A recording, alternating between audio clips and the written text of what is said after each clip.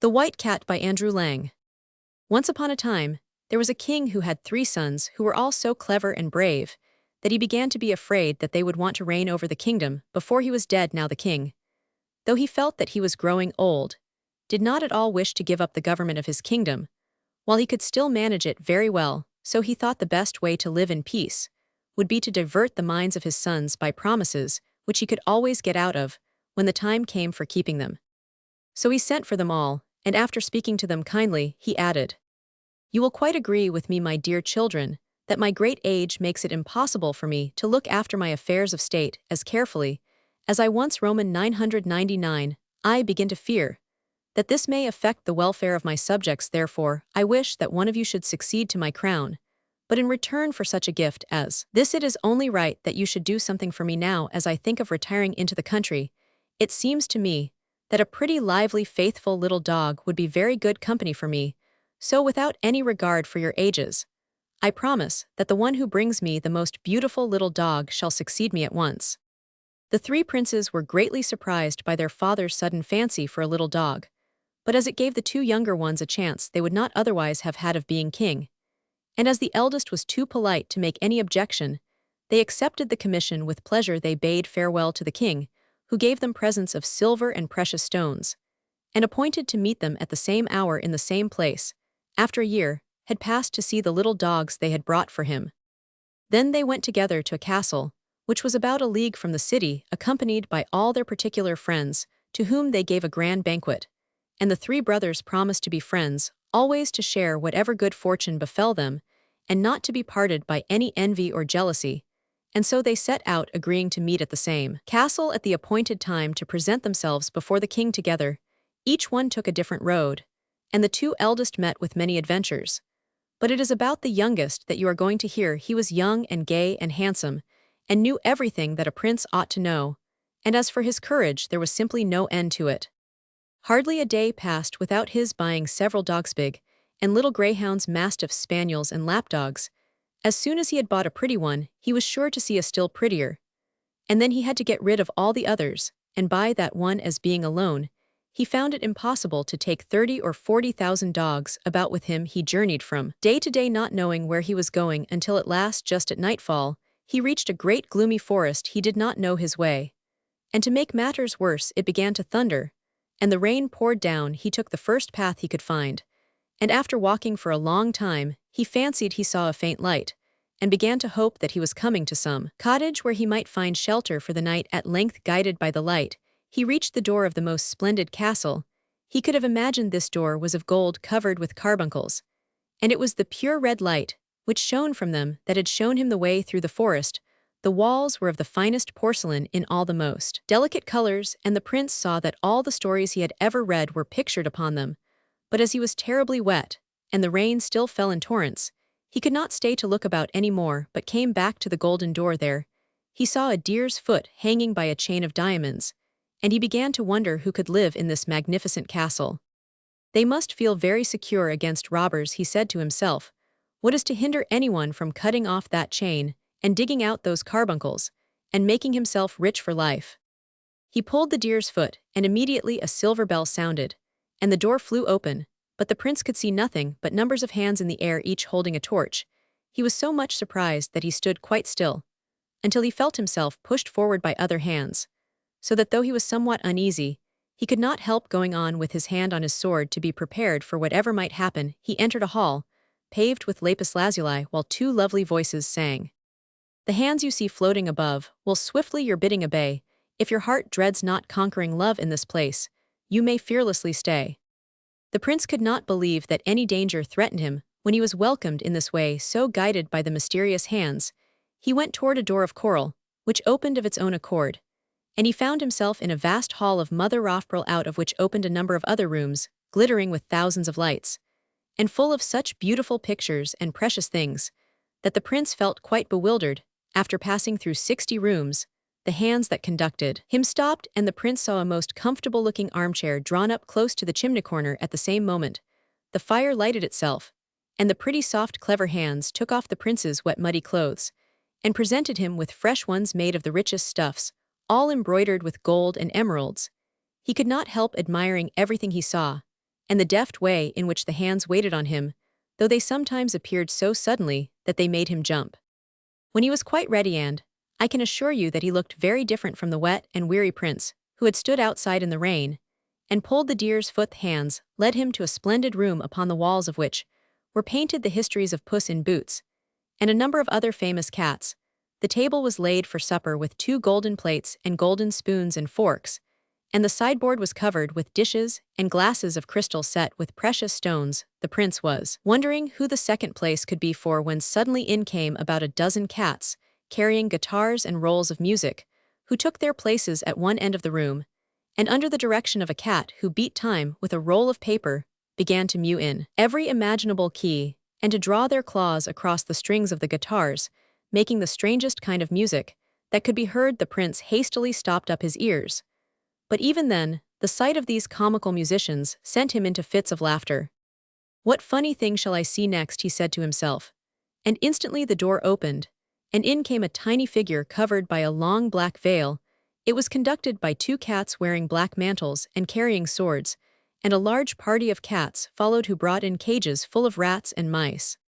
The prince was so much astonished that he thought he must be dreaming, but the little figure came up to him and threw back its veil, and he saw that it was the loveliest little white cat it is possible to imagine. She looked very young and very sad, and in a sweet little voice that went straight to his heart, she said to the prince, "King's son, you are welcome. The queen of the cats is glad to see you." "Lady Cat," replied the prince, "I thank you for receiving me so kindly. But surely you are no ordinary pussycat. Indeed the way you speak, and the magnificence of your castle, prove it plainly." "King's son," said the white cat, "I beg you to spare me these compliments, for I am not used to them. But now," she added, "let supper be served, and let the musicians be silent, as the prince does not understand what they are saying." So the mysterious hands began to bring in the supper, and first they put on the table 2 dishes, one containing stewed pigeons, and the other a fricassee of fat mice.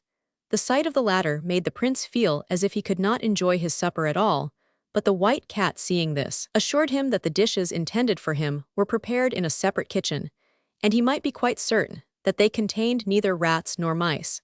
And the prince felt so sure that she would not deceive him that he had no more hesitation in beginning. Presently, he noticed that on the little paw that was next him, the white cat wore a bracelet containing a portrait, and he begged to be allowed to look at it. To his great surprise, he found it represented an extremely handsome young man, who was so like himself that it might have been his own portrait. The white cat sighed as he looked at it, and seemed sadder than ever, and the prince dared not ask any questions for fear of displeasing her. So he began to talk about other things, and found that she was interested in all the subjects he cared for himself, and seemed to know quite well what was going on in the world. After supper, they went into another room which was fitted up as a theater, and the cats acted and danced for their amusement, and then the white cat said good night to him, and the hands conducted him into a room he had not seen before, hung with tapestry, worked with butterflies' wings of every color. There were mirrors that reached from the ceiling to the floor, and a little white bed with curtains of gauze tied up with ribbons. The prince went to bed in silence, as he did not quite know how to begin a conversation with the hands that waited on him, and in the morning he was awakened by a noise and confusion outside of his window, and the hands came and quickly dressed him in hunting costume. When he looked out, all the cats were assembled in the courtyard, some leading greyhounds, some blowing horns, for the white cat was going out hunting. The hands led a wooden horse up to the prince, and seemed to expect him to mount it, at which he was very indignant. But it was no use for him to object, for he speedily found himself upon its back, and it pranced gaily off with him. The white cat herself was riding a monkey, which climbed even up to the eagles' nests. When she had a fancy for the young eaglets, never was there a pleasanter hunting party. And when they returned to the castle, the prince and the white cat supped together as before, but when they had finished, she offered him a crystal goblet, which must have contained a magic draught, for as soon as he had swallowed its contents he forgot everything, even the little dog that he was seeking for the king, and only thought how happy he was to be with the white cat. And so the days passed in every kind of amusement. Until the year was nearly gone, the prince had forgotten all about meeting his brothers. He did not even know what country he belonged to, but the white cat knew when he ought to go back, and one day she said to him, "Do you know that you have only 3 days left to look for the little dog for your father, and your brothers have found lovely ones?" Then the prince suddenly recovered his memory and cried, "What can have made me forget such an important thing? My whole fortune depends upon it. And even if I could in such a short time find a dog pretty enough to gain me a kingdom, where should I find a horse who would carry me all that way in 3 days?" And he began to be very vexed. But the white cat said to him, "King's son, do not trouble yourself, I am your friend, and will make everything easy for you. You can still stay here for a day, as the good wooden horse can take you to your country in 12 hours. "I thank you, beautiful cat," said the prince, "but what good will it do me to get back, if I have not a dog to take to my father?" "See here," answered the white cat, holding up an acorn, "there is a prettier one in this than in the dog star." "Oh, white cat dear," said the prince, "how unkind you are to laugh at me now. Only listen," she said, holding the acorn to his ear. And inside it, he distinctly heard a tiny voice say, "Bow wow." The prince was delighted, for a dog that can be shut up in an acorn must be very small indeed. He wanted to take it out and look at it. But the white cat said it would be better not to open the acorn till he was before the king, in case the tiny dog should be cold on the journey. He thanked her 1,000 times, and said goodbye quite sadly when the time came for him to set out. "The days have passed so quickly with you," he said. "I only wish I could take you with me now." But the white cat shook her head and sighed deeply in answer. After all, the prince was the first to arrive at the castle where he had agreed to meet his brothers. But they came soon after, and stared in amazement when they saw the wooden horse in the courtyard, jumping like a hunter. The prince met them joyfully, and they began to tell him all their adventures. But he managed to hide from them what he had been doing, and even led them to think that a turnspit dog which he had with him was the one he was bringing for the king. Fond as they all were of one another, the two eldest could not help being glad to think that their dogs certainly had a better chance. The next morning they started in the same chariot. The elder brothers carried in baskets 2 such tiny fragile dogs that they hardly dared to touch them. As for the turnspit, he ran after the chariot, and got so covered with mud that one could hardly see what he was like at all. When they reached the palace, everyone crowded round to welcome them as they went into the king's great hall.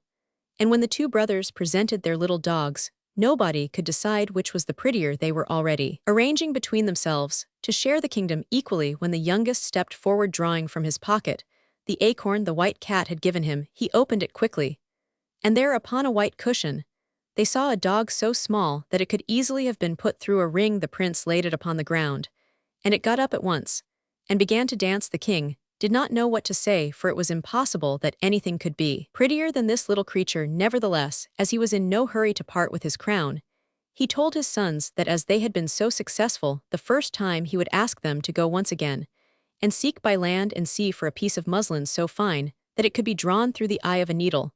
The brothers were not very willing to set out again, but the 2 eldest consented, because it gave them another chance, and they started as before. The youngest again mounted the wooden horse, and rode back at full speed to his beloved white cat. Every door of the castle stood wide open, and every window and turret was illuminated, so it looked more wonderful than before. The hands hastened to meet him, and led the wooden horse off to the stable, while he hurried in to find the white cat. She was asleep in a little basket on a white satin cushion. But she very soon started up when she heard the prince, and was overjoyed at seeing him once more. "How could I hope that you would come back to me, king's son?" she said. And then he stroked and petted her, and told her of his successful journey, and how he had come back to ask her help, as he believed that it was impossible to find what the king demanded. The white cat looked serious, and said she must think what was to be done, but that luckily there were some cats in the castle who could spin very well, and if anybody could manage it they could, and she would set them the task herself. And then the hands appeared carrying torches, and conducted the prince and the white cat to a long gallery, which overlooked the river, from the windows of which they saw a magnificent display of fireworks of all sorts. After which they had supper, which the prince liked even better than the fireworks, for it was very late, and he was hungry after his long ride.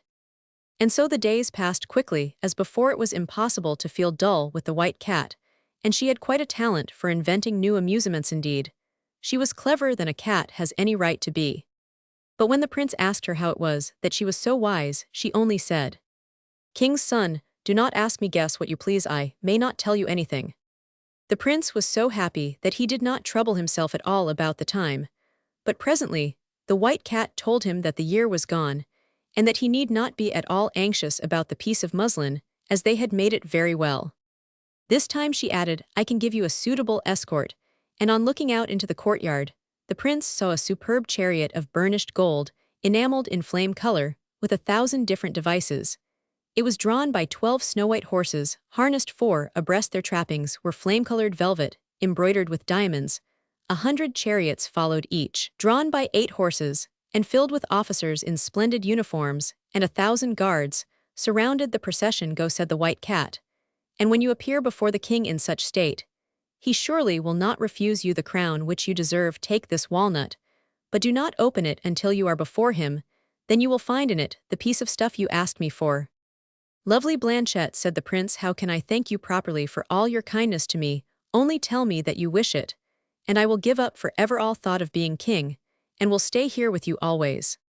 King's son, she replied, it shows the goodness of your heart that you should care so much for a little white cat, who is good for nothing, but to catch mice, but you must not stay. So the prince kissed her little paw, and set out. You can imagine how fast he traveled when I tell you that they reached the king's palace in just half the time it had taken the wooden horse to get there. This time, the prince was so late that he did not try to meet his brothers at their castle, so they thought he could not be coming and were rather glad of it, and displayed their pieces of muslin to the king, proudly feeling sure of success. And indeed the stuff was very fine, and would go through the eye of a very large needle.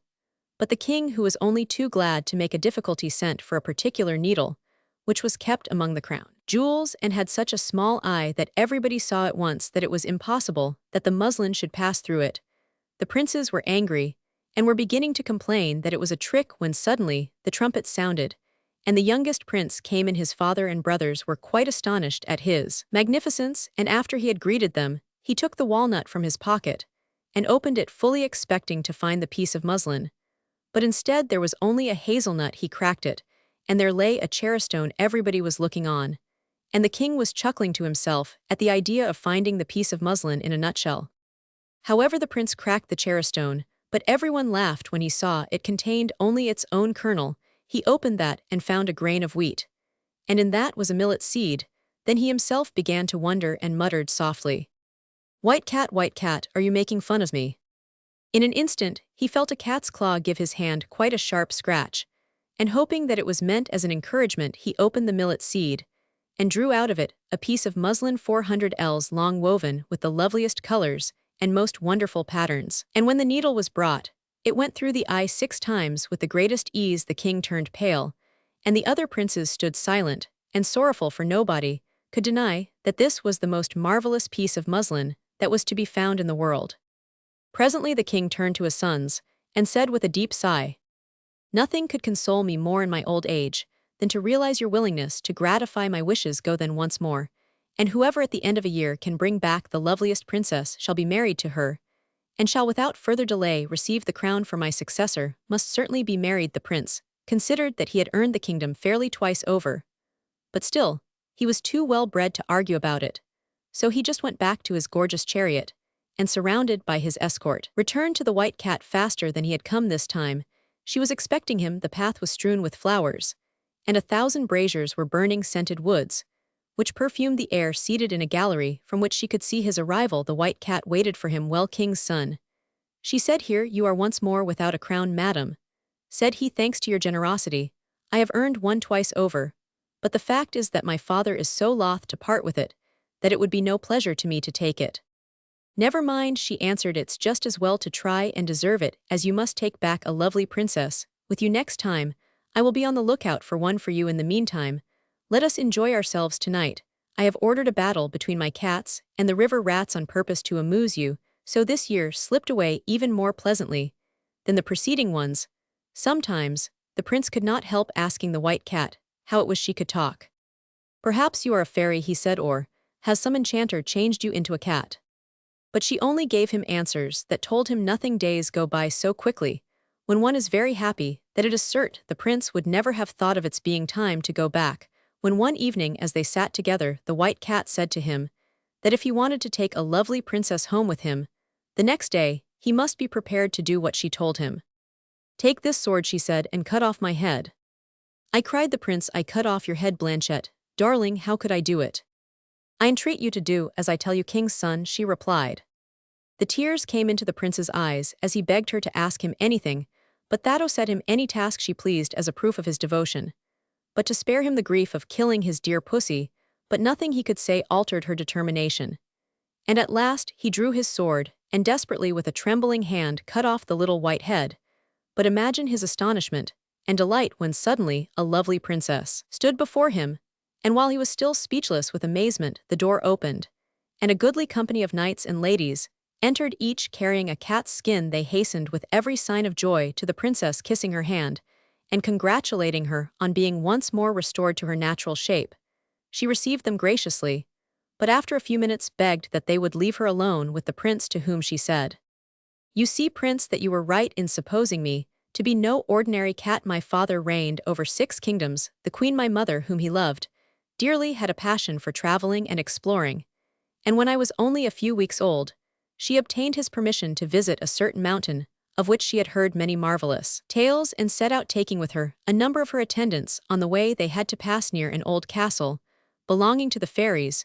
Nobody had ever been into it, but it was reported to be full of the most wonderful things, and my mother remembered to have heard that the fairies had in their garden such fruits as were to be seen and tasted nowhere else. She began to wish to try them for herself, and turned her steps in the direction of the garden. On arriving at the door, which blazed with gold and jewels, she ordered her servants to knock loudly, but it was useless. It seemed as if all the inhabitants of the castle must be asleep or dead. Now the more difficult it became to obtain the fruit, the more the queen was determined that have it she would. So she ordered that they should bring ladders and get over the wall into the garden.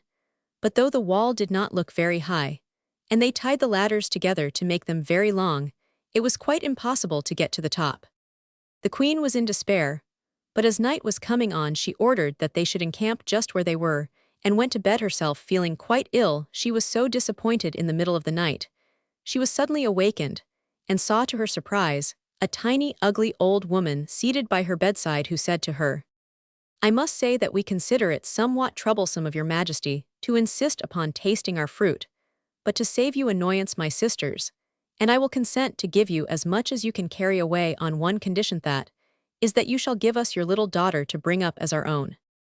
"Ah, my dear madam," cried the queen, "is there nothing else that you will take for the fruit? I will give you my kingdoms willingly." "No," replied the old fairy, "we will have nothing but your little daughter. She shall be as happy as the day is long, and we will give her everything that is worth having in fairyland, but you must not see her again until she is married." "Though it is a hard condition," said the queen, "I consent, for I shall certainly die if I do not taste the fruit, and so I should lose my little daughter either way." So the old fairy led her into the castle, and though it was still the middle of the night, the queen could see plainly that it was far more beautiful than she had been told, "which you can easily believe, prince," said the white cat, "when I tell you that it was this castle that we are now in. Will you gather the fruit yourself?" "Queen," said the old fairy, "or shall I call it to come to you?" "I beg you to let me see it come when it is called," cried the queen. "That will be something quite new." The old fairy whistled twice. Then she cried, "Apricots, peaches, nectarines, cherries, plums, pears, melons, grapes, apples, oranges, lemons, gooseberries, strawberries, raspberries, come." And in an instant they came tumbling in one over another, and yet they were neither dusty nor spoilt, and the queen found them quite as good as she had fancied them. You see, they grew upon fairy trees. The old fairy gave her golden baskets in which to take the fruit away, and it was as much as 400 mules could carry. Then she reminded the queen of her agreement, and led her back to the camp, and next morning she went back to her kingdom. But before she had gone very far, she began to repent of her bargain, and when the king came out to meet her, she looked so sad that he guessed that something had happened, and asked what was the matter. At first the queen was afraid to tell him, but when as soon as they reached the palace, 5 frightful little dwarfs were sent by the fairies to fetch me, she was obliged to confess what she had promised. The king was very angry, and had the queen and myself shut up in a great tower, and safely guarded, and drove the little dwarfs out of his kingdom. But the fairies sent a great dragon, who ate up all the people he met, and whose breath burnt up everything as he passed through the country. And at last, after trying in vain to rid himself of this monster, the king, to save his subjects, was obliged to consent that I should be given up to the fairies.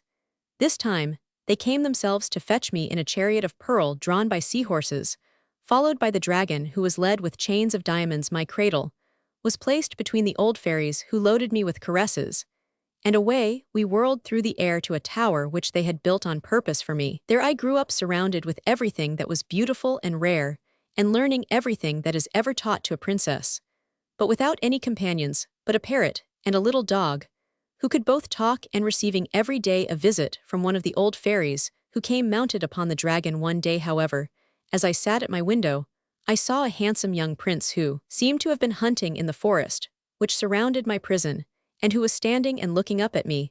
When he saw that I observed him, he saluted me with great deference. You can imagine that I was delighted to have someone new to talk to, and in spite of the height of my window our conversation was prolonged, till night fell. Then my prince reluctantly bade me farewell.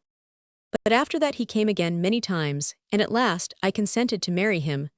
But the question was, how was I to escape from my tower? The fairies always supplied me with flax for my spinning, and by great diligence I made enough cord for a ladder that would reach to the foot of the tower. But alas, just as my prince was helping me to descend it, the crossest and ugliest of the old fairies flew in. Before he had time to defend himself, my unhappy lover was swallowed up by the dragon.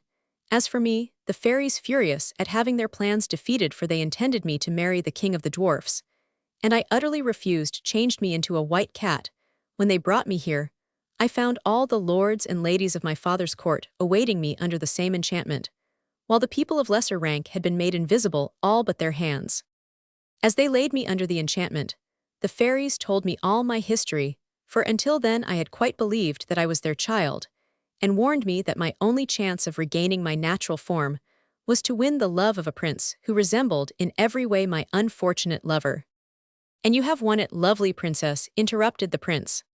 You are indeed wonderfully like him, resumed the princess, in voice, in features, and everything. And if you really love me, all my troubles will be at an end. And mine too, cried the prince, throwing himself at her feet, if you will consent to marry me. I love you already better than anyone in the world, she said, but now it is time to go back to your father, and we shall hear what he says about it.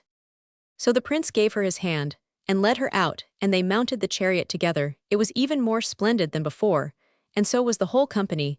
Even the horses' shoes were of rubies with diamond nails, and I suppose that is the first time such a thing was ever seen. As the princess was as kind and clever as she was beautiful, you may imagine what a delightful journey the prince found it, for everything the princess said seemed to him quite charming.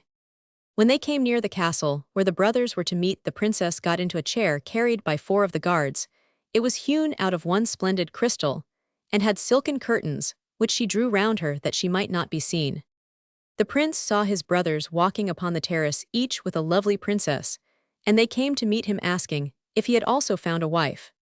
He said that he had found something much rare, a white cat, at which they laughed very much, and asked him if he was afraid of being eaten up by mice in the palace. And then they set out together for the town. Each prince and princess rode in a splendid carriage. The horses were decked with plumes of feathers, and glittered with gold. After them came the youngest prince, and last of all the crystal chair, at which everybody looked with admiration and curiosity. When the courtiers saw them coming, they hastened to tell the king.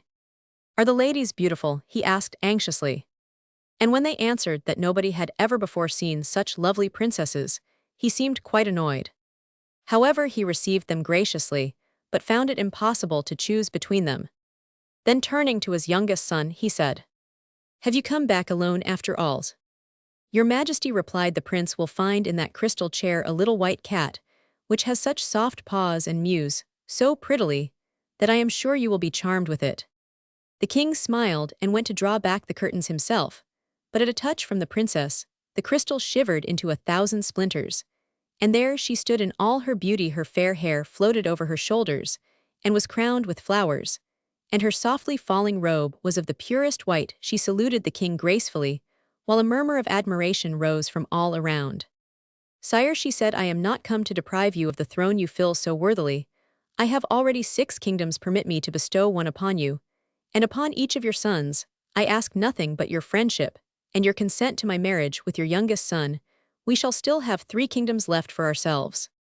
The king and all the courtiers could not conceal their joy and astonishment, and the marriage of the 3 princes was celebrated. At once the festivities lasted several months, and then each king and queen departed to their own kingdom, and lived happily ever after. One.